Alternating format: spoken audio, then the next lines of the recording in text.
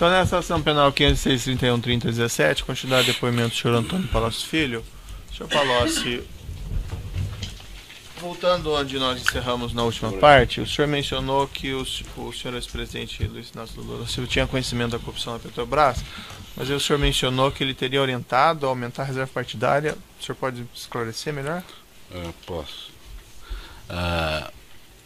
Em meados de 2010, talvez nesse mesmo período que nós estamos tratando, ele me chamou para uma reunião na biblioteca do Palácio da Alvorada.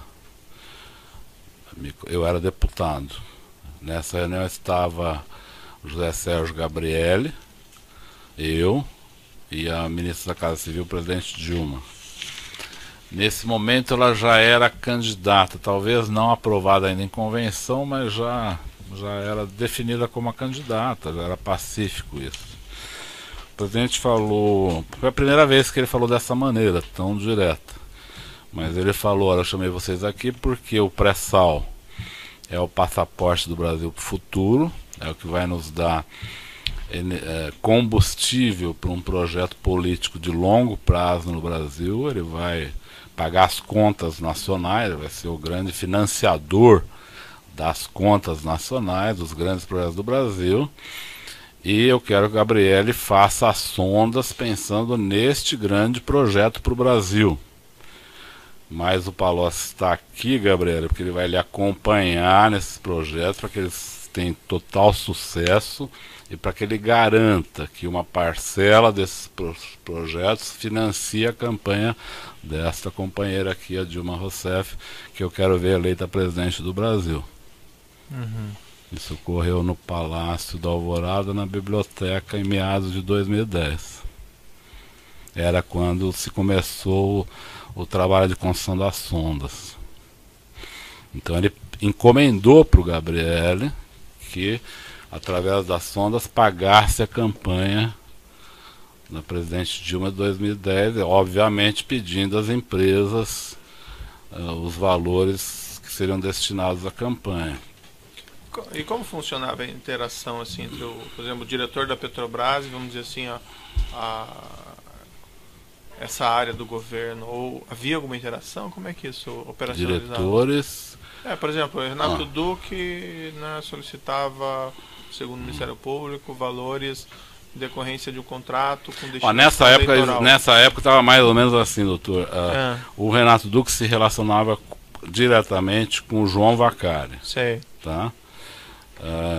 E aí nos contratos o João Vacari acompanhava os contratos que ele estava realizando, ou ele, Vacari, pedia, os operadores privados já sabiam que ali tinha uma contribuição partidária, e o João Vacari buscava essa contribuição partidária. No caso do Zelada, houve uma série de projetos que ele fez na área internacional,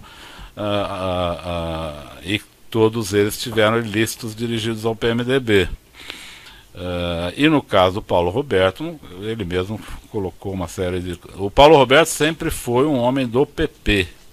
Ele não era como técnico da Petrobras, ele não tinha filiação partidária, mas ele se tornou amigo do PP, indicado pelo PP, e passou... Ele tinha uma dupla função. O nome dele chegou a ser cogitado alguma vez para a presidência da Petrobras? Não, eu nunca vi. Depois do Gabriel, o senhor disse? Isso. Não, nunca vi. Logo depois do Dutra, o nome do Gabriel apareceu com naturalidade, porque o Gabriel era diretor financeiro da Petrobras e tinha um desempenho muito bom. Então ele passou a ser presidente. Aqui eu quero, só para não deixar solta essa história, quero lhe dizer que o Gabriel eu nunca vi fazer ilícitos. E neste dia, depois que o presidente Lula encomendou este ilícito para o Gabriel, eu fui ao Gabriel, sentei com ele, falei como é que nós vamos fazer, ele estava muito constrangido. E ele me explicou que seria muito difícil fazer o que o presidente tinha pedido. E que ele não queria contrariar o presidente, mas seria muito difícil. Eu perguntei a ele se ele queria, vou ser bem franco aqui, se ele queria que eu operasse com algum diretor da Petrobras, com Renato Duque ou com outros, para desenvolver a encomenda do presidente, e ele ficaria fora disso. Ele disse que não, ele disse que ele trataria, o presidente mandou ele tratar, ele trataria. Mas depois da terceira reunião que eu tive com ele, ele deixou claro que não ia viabilizar contribuição de campanhas nesse projeto. Por quê, doutor? As empresas que estavam entrando para fazer sondas estavam nacionalizando 60% dessas sondas.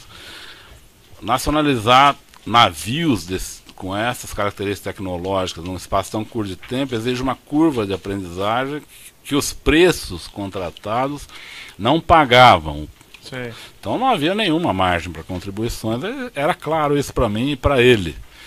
Ele me colocou isso, para mim estava claro que nada ia acontecer ali de ilícitos, né, em termos de, vamos dizer, de fazer o pagamento. Ilícito já era o processo, mas o pagamento não iria ocorrer porque não havia margem para isso. Inclusive o senhor deve ter notado, quando as empresas vieram aqui, em vários processos, que se perguntou de sondas, por exemplo, a UTC, a Odebrecht, falaram que não pagaram. Mas teve algumas que pagaram. Algumas que pagaram, eu vou lhe explicar.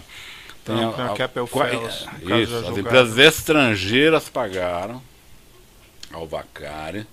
Por quê? Porque as empresas estrangeiras vinham com a sua curva de aprendizagem. E conseguiam fazer navios no Brasil, não com a mesma curva construída no seu país de origem, mas com um ganho de tecnológico e de experiência muito maior. Eles estavam, vamos dizer, na curva de aprendizagem lá na frente, nós estávamos aqui no início. Então, se o senhor observar, não há empresas nacionais que tenham dado contribuição para o Vacari. Apenas empresas estrangeiras. E mais, as nacionais deram contribuição para o senhor Barusco. Sim.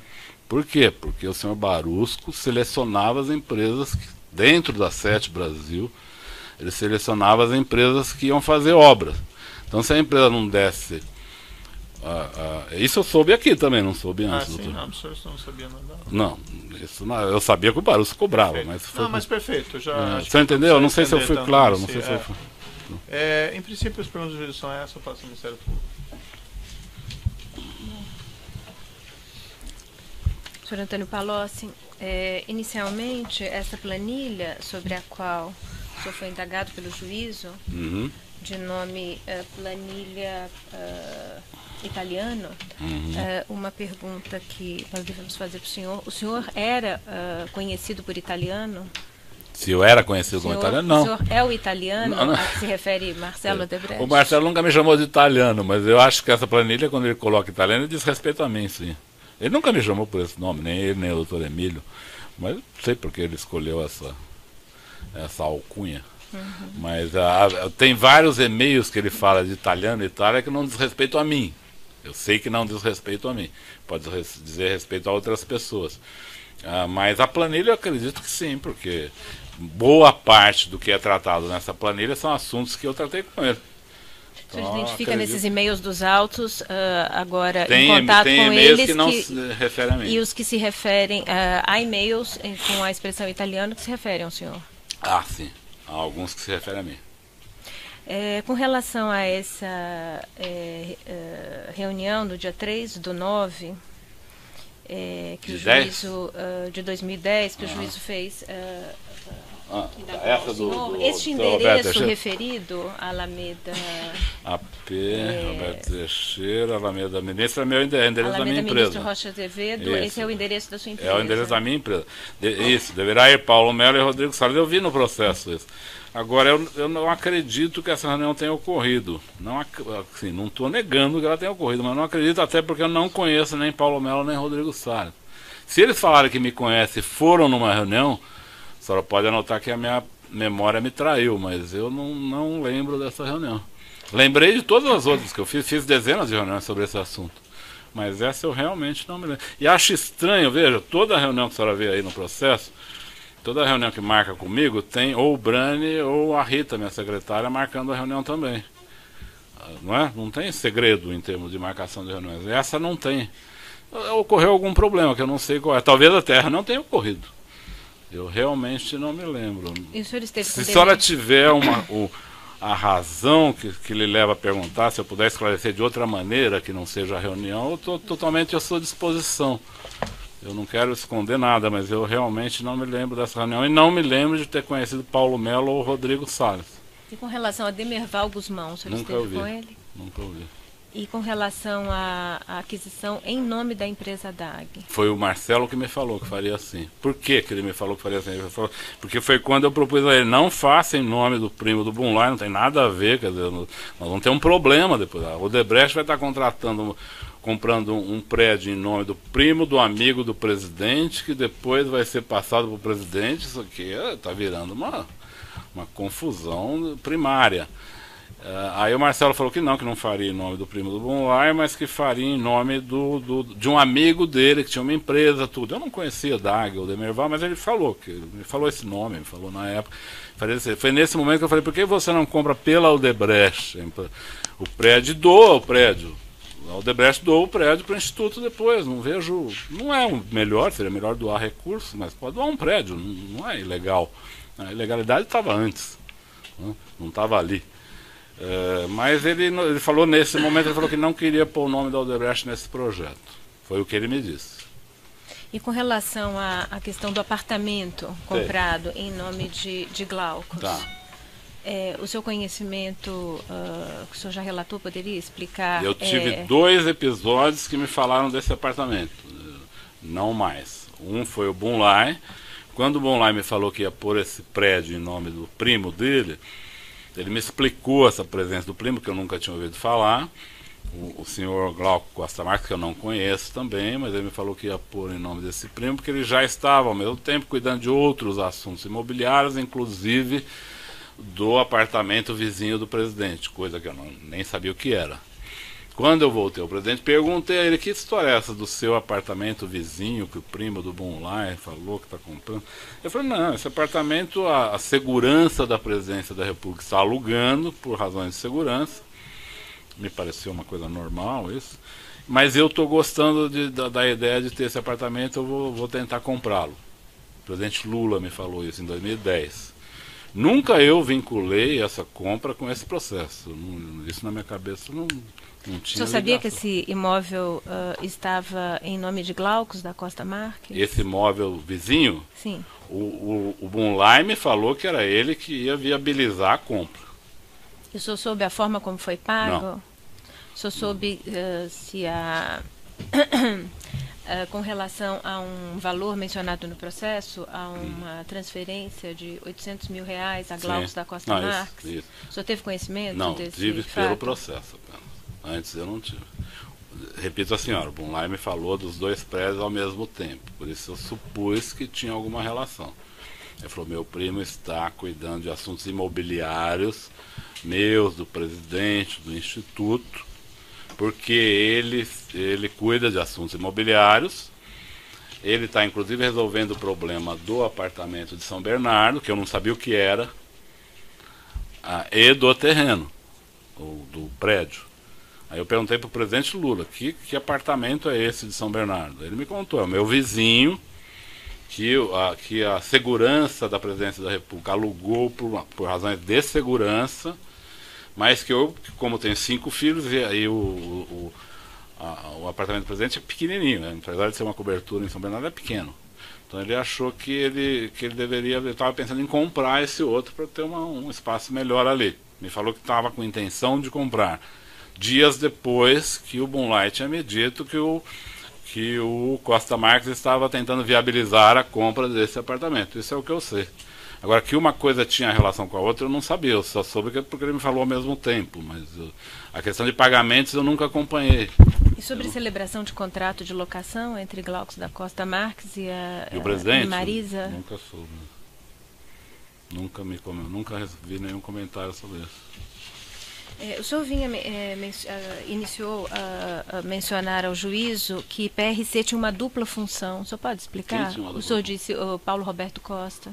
Não, eu parei no meio nessa coisa. Não, o problema é o seguinte, o Paulo Roberto Costa, ele foi uma pessoa indicada pelo PP e por pessoas da Odebrecht ligadas à Braskem, porque a Braskem tinha dificuldade de resolver os problemas de nafta na Petrobras. Então ela também participou da mudança dessa diretoria junto com o PP. Mas depois de um tempo, o Paulo Roberto teve uma doença muito grave, E o PP começou a buscar uma alternativa ao nome deles. Isso causou um mal-estar entre eles. O Paulo Roberto voltou depois, vamos dizer assim, com uma tripla relação. Ele passou a ter uma relação com o PP, com senadores do PMDB e com o PT. Mas se o senhor pudesse esclarecer um pouco mais com relação a essa dupla função, o senhor se referiu a resolver problemas de que natureza? Ele tinha uma relação específica com o PP, até essa doença dele. Depois dessa doença, ele voltou à diretoria, aí já essa volta dele se dá numa relação que ele restabelece não só com o PP, mas com pessoas do PT e com pessoas do PMDB. Eu não fui claro, doutor? Desculpa. A referência que o senhor fez a Braskem, eu não compreendi. Não, a Petrobras, o segundo assunto, além da estatização da Braskem, que tinha no começo do governo Lula, eram as negociações da NAFTA com a Petrobras. A NAFTA é um insumo essencial. Mas assim, daí, desculpe, doutor, eu interromper, mas tem... eu estou... em relação à nomeação de Paulo Roberto Costa, em que contexto ocorreu? Na verdade, os diretores da Braskem tinham dificuldades de negociar com o diretor anterior, que chamava Rogério Manso. Então, de certa forma, a Petrobras, a Braskem e a Odebrecht, vamos dizer, participaram do esforço da substituição dessa diretoria. O senhor acompanhou esse episódio? Acompanhei. Não, eu não tinha mando sobre ele, mas eu soube o que estava acontecendo. Foi na condição de ministro da Fazenda. E de integrante do Conselho de Administração da Petrobras também? O senhor esteve no Conselho de Administração da Petrobras em que período? De começo de 2003 até março de 2006. Então o senhor participou dessas nomeações no âmbito da Petrobras? De Paulo Roberto Costa, de Renato Duque? Também.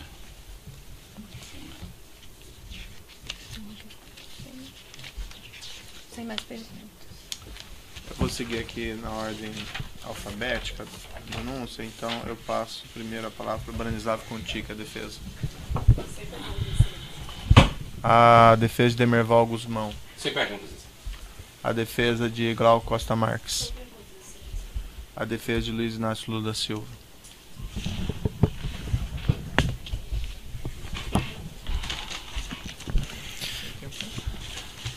Senhor Antônio Palocci, boa tarde. O senhor poderia explicar o período em que o senhor participou do Conselho de Administração da Petrobras? Foi início de 2003 até fim de março de 2006. Certo. E o senhor pode esclarecer como é que funcionava esse órgão? Se era um órgão composto com quantas pessoas? Se eram todos indicados pelo governo? Se havia conselheiros independentes? Havia membros indicados pelo governo, normalmente ministros. Havia o presidente da Petrobras, primeiro o doutor Dutra no nosso governo, depois o doutor Gabriel, depois a doutora Graça. E havia, sim, membros representantes dos minoritários, que normalmente eram empresários. Então chegaram a passar por lá Fábio Barbosa, presidente do ABNAM, o Jorge Gerdau, presidente da empresa de mesmo nome, o Dr. Sondas, de uma rede de varejo do Rio de Janeiro, o Dr. Roger Agnelli, presidente da Vale do Ribeiro. Não tem essa de detalhamento. Eu pediria, excelência, se o ministro Palocci pudesse descrever, continuar a descrição. Não tem relevância para esse detalhamento. Tata máxima vênia, nós estamos falando aqui de um conselho de administração que foi mencionado. Eu ouvi atentamente as perguntas que foram formuladas e para a defesa é importante que seja feito o registro. Junto à Petrobras o registro do nome dos conselheiros de administração. Tudo bem, mas o senhor Antônio Palocci está se dispondo aqui a relatar, até porque haverá perguntas. A questão está indeferida, mas pode prosseguir a próxima. Certo. Então, certo? Com os protestos da defesa, evidentemente. Doutor Antônio Palocci, o senhor, a indicação de membros para a diretoria da Petrobras era uma atribuição do Conselho de Administração da companhia? Não, depende do membro. O membro do governo é a atribuição do governo. O Conselho de Administração dava o aval e, na verdade, a Assembleia da empresa que nomeava de fato. O conselho fazia provisoriamente, depois a assembleia da empresa nomeava. Normalmente os membros do governo, era o governo que indicava, os membros dos minoritários, os minoritários se entendiam e faziam indicações de nomes de mercado. O senhor tem certeza disso? Sim. O senhor conhece o estatuto da Petrobras, sabe das atribuições do Conselho de Administração? Sim. E o senhor, pelo que o senhor está afirmando, não era atribuição do Conselho nomear os diretores da Petrobras? Não, os diretores eram indicados no Conselho e passavam pela Assembleia da Petrobras também. Estou enganado? Só um esclarecimento que estou pedindo ao senhor. Posso estar enganado. Em relação aos nomes de Paulo Roberto Costa, Nestor Severo, Renato Duque, eles foram indicados e nomeados por unanimidade pelo Conselho de Administração ou houve divergência em relação a essas nomeações? Não lembro de divergências. Então, também os conselheiros nomeados pelos minoritários e funcionários aprovaram esses nomes? Acredito que sim, não me lembro de divergência. Correto. Além dessa nomeação de diretores, o Conselho também examinava contratos que eram firmados pela empresa a partir de um determinado valor? Sim. Tinha limite de valor, abaixo dele o Conselho não tomava conhecimento, acima dele o Conselho tomava conhecimento. Correto. Aqui a denúncia faz referência a 8 contratos que foram firmados pela Petrobras. Eu não sei se o senhor tem conhecimento desses 8 contratos, mas eu vou apenas para lembrá-lo. O primeiro é o consórcio Compar, o segundo é o consórcio Refinaria Abreu e Lima, o terceiro é o consórcio Terraplanagem Compege, o quarto é o consórcio Odebei, o quinto é o consórcio Odebei Plangás, o sexto é o consórcio Odebei Odetec, o sétimo o sexto é o consórcio Odebei Flé, o sétimo é o consórcio Odetec e o oitavo é o consórcio Rio Paraguaçu. O senhor se recorda se esses contratos foram aprovados pelo Conselho de Administração da Petrobras? Não me recordo. Me recordo de alguns desses projetos, mas não me recordo qual passou, quando passou. Certo, mas eram discutidos. O senhor se recorda que esses contratos foram discutidos no âmbito do Conselho? No âmbito do Conselho, ou pelo menos de outros ambientes que eu participava. Esses contratos eram conhecidos. Com o Perja é um contrato conhecidíssimo. Correto. Então, não era atribuição exclusiva de um diretor firmar um contrato como esse. Havia necessidade de uma discussão diante de contratos dessa magnitude no âmbito do Conselho. Nem sempre. Os diretores da Petrobras tinham a liberdade para estabelecer e assinar contratos de alto valor. Certo, mas esses 8 que eu citei aqui para o senhor, eu precisaria olhar um por um, ver os valores. Se eles passaram pelo Conselho... Só quer saber se houve listos, e em vários deles eu soube que houve. Não, minha pergunta não é essa. Minha pergunta é se o senhor sabe dizer se esses 8 contratos acho que ele já disse que passaram ele não se pelo Conselho. Especificamente, já respondeu isso, doutor. Certo? Então pode ir para a próxima pergunta. O senhor sabe dizer, se o senhor não sabe todos, ao menos alguns o senhor se recorda se passaram pelo Conselho de Administração? Ele também já respondeu essa questão, pode passar para o próximo. Me parece que não, excelência. Sim, respondeu, doutor. Se eu quiser responder, eu realmente não me recordo. Eu recordo de ter falado sobre esses projetos, que alguns deles, como o Comperge, eram muito famosos. Então eu falei em vários ambientes sobre ele, mas não me lembro se foi no Conselho. Acredito que o Comperge possa ter sido discutido no Conselho, mas não tenho certeza. Correto. O senhor, como membro do Conselho de Administração da Petrobras, o senhor se recorda das estruturas de controle que a companhia dispunha à época em que o senhor participava? Sim. O senhor pode descrever, ainda que objetivamente? Existiu o Conselho Fiscal, existiu um conselho nomeado por nós, do próprio Conselho de Administração, presidido pelo Fábio Barbosa, que fez um trabalho específico de fazer uma avaliação mais profunda sobre os procedimentos internos da empresa, o sistema de compliance e sugestões para melhor adequar a empresa. Isso existiu. Correto. E esses contratos aqui foram objeto de análise desses sistemas de controle também? Não necessariamente. O senhor sabe dizer se algum deles foi? Não sei dizer. O senhor sabe se a Petrobras dispunha de auditorias internas e auditorias externas? Sim. E alguma vez o senhor sabe se foi apontado por essas auditorias qualquer ilícito em relação a esses contratos? A esse que o senhor se referiu? A esses 8 contratos que são objeto da ação penal. Não, nunca vi. Correto. Com relação... O Comperj depois ficou um contrato famoso pelo ilícito. Né? Certo, mas... Ele ganhou fama pelo ilícito, não pelo que ele realizava. Certo, mas o senhor sabe se, durante o período que o senhor estava lá, se as auditorias fizeram algum questionamento em relação a esses contratos? Não me lembro. O senhor se recorda, como membro do governo, se a partir do início do mandato do ex-presidente Lula, a Controladoria Geral da União foi efetivamente implantada e foi dada a ela a competência para também fiscalizar a Petrobras? Ela foi, de fato, fortalecida e ela tinha algumas inserções em relação à Petrobras, isso é verdade.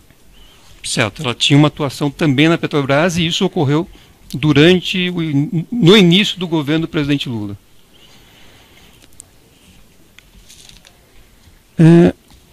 Com relação a esse tema, ou a esses temas que o senhor prestou hoje depoimento, está prestando depoimento, o senhor se recorda quantos depoimentos o senhor já prestou sobre esses temas? Sobre esses temas? O senhor fez uma explanação aqui inicial, respondendo a perguntas do juízo, a perguntas do Ministério Público. O senhor sabe dizer quantos depoimentos o senhor já foi indagado em relação a esses assuntos que o senhor hoje apresentou? É o primeiro aqui. O senhor nunca tratou da Petrobras, o senhor nunca tratou desses temas? Com o presidente Lula eu tratei de tudo isso que eu falei aqui. Certo. Em outros depoimentos? Não, em outros depoimentos não. Tratei com ele, pessoalmente. Não, minha pergunta é a seguinte. O senhor falou aqui de Petrobras, o senhor falou aqui de outros temas relacionados ao governo. Esta é a primeira vez que o senhor responde perguntas sobre esses temas, ou o senhor já foi indagado por outras autoridades ou pelas mesmas autoridades em relação a esses temas? Se eu estou entendendo a pergunta, desculpa se eu não estou entendendo a pergunta, mas... Eu posso reformular, se o senhor preferir. Do ponto de vista desse conjunto de questões, é a primeira vez que eu sou perguntado, é a primeira vez que eu respondo. Certo. Em relação a essa relação com a Odebrecht, é a primeira vez que o senhor está sendo perguntado? Sobre a relação com a Odebrecht? Isso. Não, já tive aqui num outro processo, falei sobre a relação com a Odebrecht. Certo. E o senhor se recorda se a versão que o senhor apresentou hoje é a mesma versão que o senhor apresentou no depoimento anterior? Não é uma versão contraditória, mas digamos que a versão de hoje é uma versão mais rica. Certo. Em relação ao relacionamento, em particular ao relacionamento ilícito que houve com a Odebrecht. Certo. Eu tenho aqui um depoimento que o senhor prestou na ação penal 50.54.932-88, em que o senhor também figurava aqui como acusado, e naquela oportunidade o doutor Sérgio Moro, que hoje também fez perguntas ao senhor, fez uma pergunta que foi a seguinte: o senhor tratou de pagamentos, contribuições paralelas não contabilizadas, Caixa 2, com eles, referindo-se ao Odebrecht? O senhor disse: não, eu nunca tratei, doutor, eu nunca operei contribuições, até porque não era a minha função. Se eu fosse, eu teria feito, mas eu nunca operei contribuições. Eu sempre dizia para o empresário: olha, atenda o tesoureiro da campanha. Então, essa foi uma afirmação que o senhor fez na outra ação. Eu quero saber por que é que o senhor mudou a versão hoje e contou algo diferente. Não, eu não mudei, eu nunca operei, eu disse naquela oportunidade que nunca operei doações, continuo a dizer, nunca operei doações, nunca fui buscar dinheiro em empresas, mas sabia que o dinheiro era depositado nos partidos, entregue em malas. Eu não Aqui fiz o essa senhor disse operação, que era para eu não- procurar o tesoureiro. Isso. Que o senhor, Normalmente eram o senhor os tesoureiros disse, que nunca faziam isso. tratei. O senhor- Ah. a frase é nunca tratei. Não O senhor sei tá se eu mudando neguei, hoje não sei. Pode ser que eu não esteja falando exatamente a mesma palavra.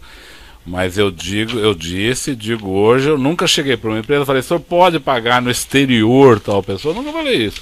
Porque não me cabia discutir como a empresa ia pagar. Mas eu várias vezes pedi para a empresa, o senhor pode fazer a doação de 50 milhões para a campanha do presidente tal, da presidente tal? Isso eu fiz várias vezes. E sabia que os tesoureiros depois iam lá e faziam pagamento, listos e listos, caixa 1, 2. Muitas vezes era caixa 1 para simular pagamento legal, mas a origem do dinheiro era ilegal. Um exemplo bom é na campanha de 2014. A campanha de 2014 teve duas características. Foi a campanha que mais teve caixa 1. E foi uma das campanhas que teve mais ilicitudes. Certo. Por quê? Porque o crime se sofisticou no campo eleitoral. As pessoas viram que o problema é o caixa 2, então vão transformando progressivamente tudo em caixa 1. Só que a ilicitude está fora do pagamento. É a origem criminosa dos valores. Esse é o ponto. Né? Então isso, a própria Operação Lava Jato já desvendou esse mistério que... Perfeito. Não, Eu vou eu só... interromper um minutinho para o tamanho do áudio. Já voltamos.